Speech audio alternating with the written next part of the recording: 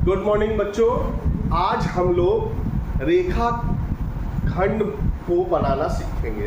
रचनाओं के माध्यम से कैसे ज्यामिति में हम अपने कदम को आगे बढ़ाएंगे। आज उसी कदम का ये पहला स्टेप है जो आज हम लोग करने चल रहे हैं। कल की कक्षा में हम लोगों ने रेखा, किरण, रेखाखंड और बिंदु के बारे में बहुत सटीक जानकारी प्राप्त की, जिसका आपके इस ज्यामिति में बहुत ज्यादा उपयोग होने वाला था। तो कल की कक्षा को बहुत ध्यान से आप लोगों ने समझा होगा, उसको पहचाना होगा और जाना होगा। आशा करता हूं कि आपको अगर कोई डाउट होता है तो आप हमसे क्लियर कर लीजिएगा कमेंट सेक्शन में। ये आपके लिए बहुत अच्छी अपॉर्चुनिटी है और इसका बहुत ज़्यादा रूल, बहुत ज़्यादा सब्जेक्ट में पूछा जाता है क्वेश्चन, और बहुत ही ज़्यादा एग्जाम में ये सारी चीज़ें आती हैं। तो आई होप सो आपको किसी प्रकार की कोई प्रॉब्लम नहीं होगी। रेखा, रेखाखंड मतलब लाइन, आपकी रे और लाइन सेगमेंट में आपको किसी प्रकार की कोई डाउट नहीं हुआ होगा। तो आज उसी की रिगार्डिंग आज हम लोग रचनाएं चैप्टर पढ़ेंगे। रचनाएं जो भी हम लोग को यहाँ पर आज पढ़ना है, उसी की रिगार्डिंग कुछ क्वेश्चंस को करने के लिए हम लोग चलते हैं। तो आइए चलते हैं, एक टाइप का एक क्वेश्चन लेते हैं। अगर जैसे मान लीजिए किसी रेखाखंड को दो बराबर भागों में विभाजित करना।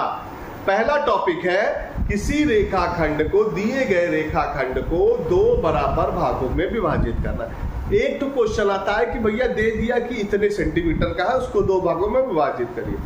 एक होता है कि कोई नाप नहीं होता, उसको दे दिया जाता है, उसको करना होता है। तो दोनों का तरीका ही सेम है, आप उसको बहुत आसानी से कर सकते हैं। तो चलिए आज मान लीजिए 6 सेंटीमीटर की रेखाखंड को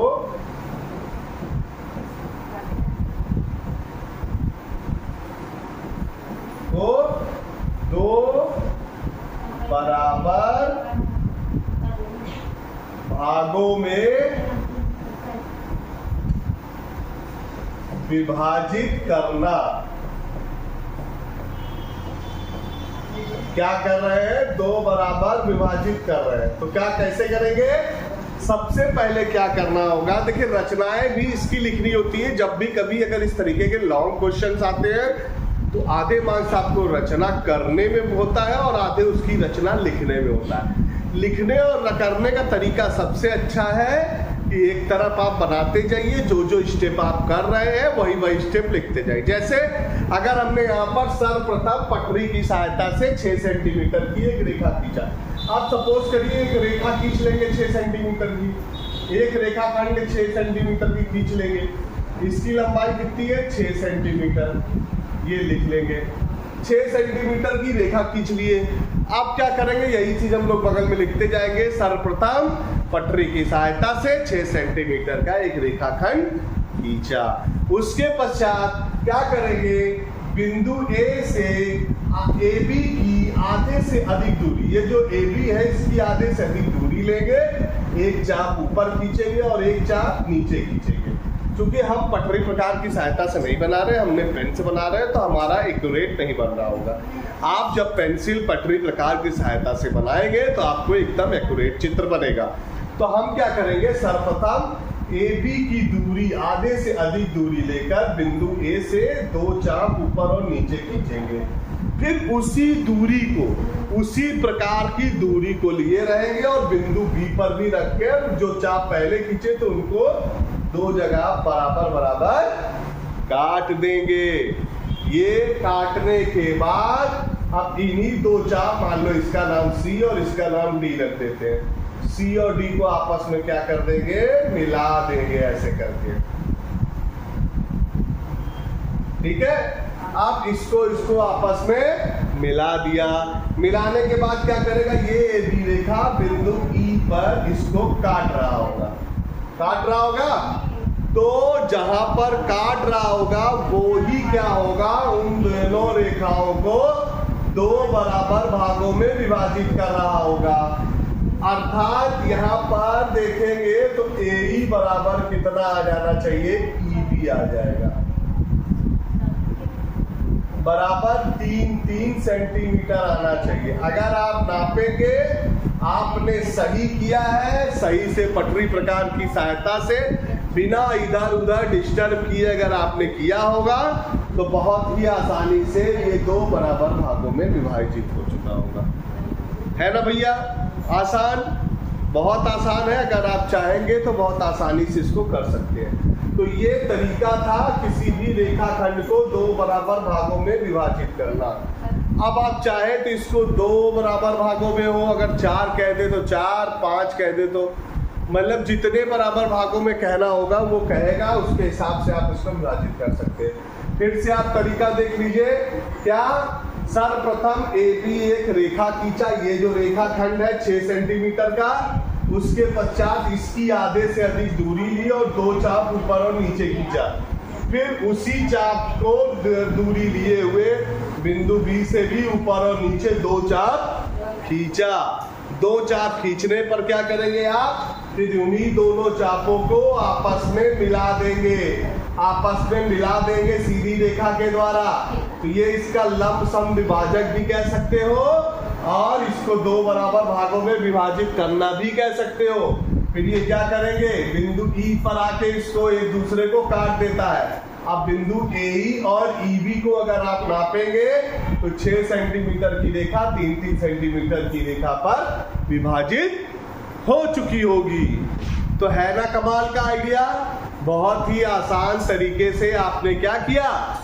किसी दी हुई रेखाखंड को, किसी माप की दी हुई रेखाखंड को 2 बराबर भागों में विभाजित कर लिया। बहुत ही आसान तरीका था। आपने इस आसान तरीके से इसको बहुत ही अच्छे से कर लिया। अब रचना लिखना होगा तो क्या करेंगे भैया? ऐसे सर्वप्रथम AB एक रेखाखंड 6 सेंटीमीटर की पटरी प्रकार की सहायता से खींचा। फिर बिंदु A से AB की आधे से अधिक दूरी लेकर 2 चाप ऊपर और नीचे खींचा। उसके पश्चात बिंदु B से वही दूरी लेकर उसी चाप को 2 बराबर भागों में काटा, जिसको C और D रखा ना। अब C से D को मिलाया जो AB रेखा को E बिंदु पर समविभाजित करता है। अतः बिंदु AE बराबर बिंदु EB बराबर 3 सेंटीमीटर है। दोनों को विभाजित कर दें। यही हमारी रचना हो गई भैया, रचना हो गई हमारी। अब अगर मान लीजिए सपोज करिए, अब अगर यही क्वेश्चन ऐसे दे दें, मान लीजिए दे दे कि भैया ऐसा है कि एक 8 सेंटीमीटर की रेखाखंड है, उसको 4 बराबर भागों में बांटिए। मतलब क्वेश्चन आपका दे दिया, सपोज करिए ये क्वेश्चन है 8 सेंटीमीटर की रेखा को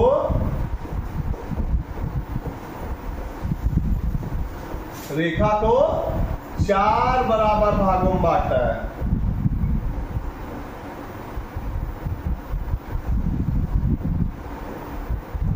भागों में बांटे, मान लीजिए हमको बांटना है। चलो ठीक है भैया, 8 सेंटीमीटर को भागना है तो 2-2 सेंटीमीटर आना चाहिए, हम लोग कर लेंगे। बहुत आसान है। सॉल्यूशन क्या होगा इसका? सर्वप्रथम क्या करेंगे? एक पटरी की सहायता से 8 सेंटीमीटर की एक रेखा खींच देंगे। 8 सेंटीमीटर की एक रेखा खींच दिया, ठीक है। उसके बाद क्या करेंगे? पहले 2 भागों में बांटेंगे, जैसे हम लोगों ने पहले किया, ठीक है। अब क्या करेंगे? आधे से अधिक दूरी लेकर इसकी 2 चाप ऊपर और नीचे खींच देंगे ऐसे करके। फिर वही दूरी लेकर यहां से यहां खींच देंगे और फिर इसको क्या करेंगे? ऐसे करके 2 बराबर भागों में मिला देंगे। भैया ये हो गया C, ये हो गया D और ये हो गया E, ठीक है। मतलब सर्वप्रथम AB एक रेखा खींचा, इसके पश्चात आधे से अधिक दूरी लेकर ऊपर और नीचे चाप खींचा और B से भी उसी चाप को काटा तो एक दूसरे को C और D पर काटती है। इन दोनों को आपस में मिलाया जो AB रेखा को E भागों में काट देती है। भैया ये तो हो गया। आप क्या करेंगे? अब इस रेखा को भूल जाओ। अब सोचो ये एक AE रेखा है, अब इसको 2 भागों में बांटना है। सेम प्रोसेस, आधे से अधिक दूरी लिया, यहाँ खींचा और यहाँ खींचा और इससे लिया, यहाँ खींचा और इससे यहाँ खींचा और उसके बाद इसको ऐसे करके आपस में मिला दिया, ठीक है। ऐसे करके आपस में मिला दिया। अब यहाँ मिला दिया तो ये हो गया, E तक हो गया था, F नाम रख दो, G रख दो, इसका नाम H रख दो। फिर यही काम यहाँ से यहाँ करो, इसको भूल जाओ लाइन। ये सोचो ये लाइन है, EB लाइन है, EB लाइन का खींचना है तो आधे से अधिक दूरी लिया, यहाँ खींचा और यहाँ से यहाँ खींचा और यहाँ खींचा और उसके बाद इसको आपस में मिला दिया। अब मान लीजिए इसका नाम हो गया GH हो गया, I रख दो, इसका J रख दो और इसका K रख दो।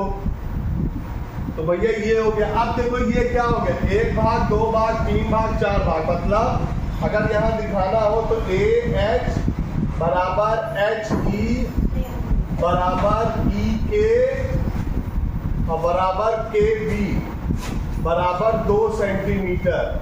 मतलब अगर आप यहाँ अगर सही किए होंगे तो ये 2 सेंटीमीटर 2 चौक 8 सेंटीमीटर की एक रेखा खींच चुकी होगी।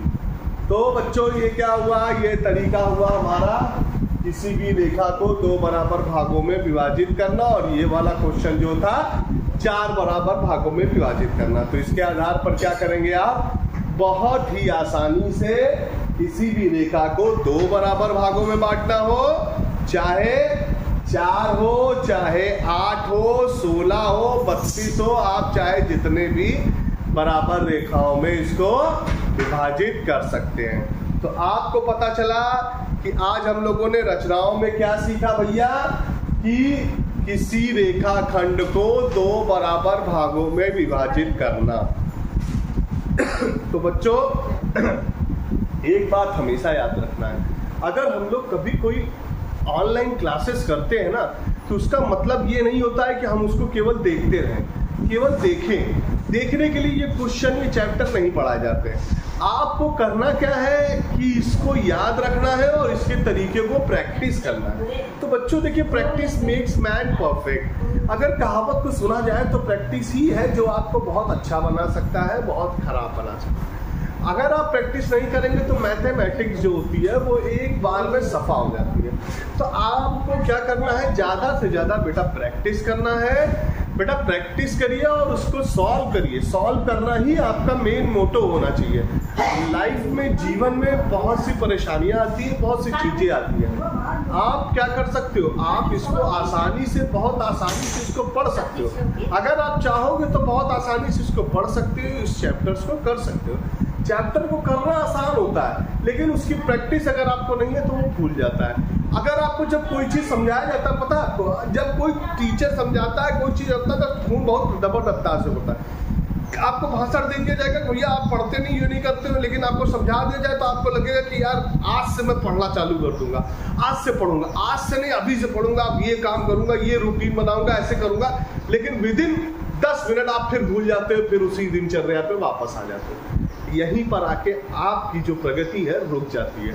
आपको अपनी प्रगति रोकना नहीं है, आपको आगे बढ़ना है। और उसके बढ़ने के लिए आपको क्या करना पड़ेगा, सबसे ज़्यादा मोस्ट इम्पॉर्टेंट थिंग्स है, आपको क्या करना होगा, अपनी लाइफस्टाइल चेंज करनी पड़ेगी। To change your lifestyle for your success, for your future and for your education.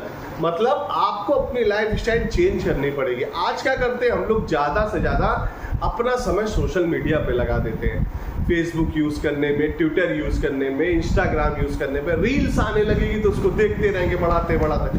कितना टाइम कंज्यूम होता है आपको पता है, बहुत ज़्यादा टाइम कंज्यूम हो जाता है आपके इन सब एक्टिविटीज़ में। तो बेस्ट ऑफ थिंग्स क्या है, आप इन सबको छोड़िए, अपनी एजुकेशन की तरफ लगिए। एक बार आप अपने गोल को पा लेंगे, उसके बाद आपको कोई प्रॉब्लम होने वाली नहीं है। तो ठीक है, आज के बाद आज की क्लास यहीं समाप्त होती है। आप क्या करिए, इसको अच्छे से देखिए, समझिए और मेरे चैनल को लाइक करिए, सब्सक्राइब करिए।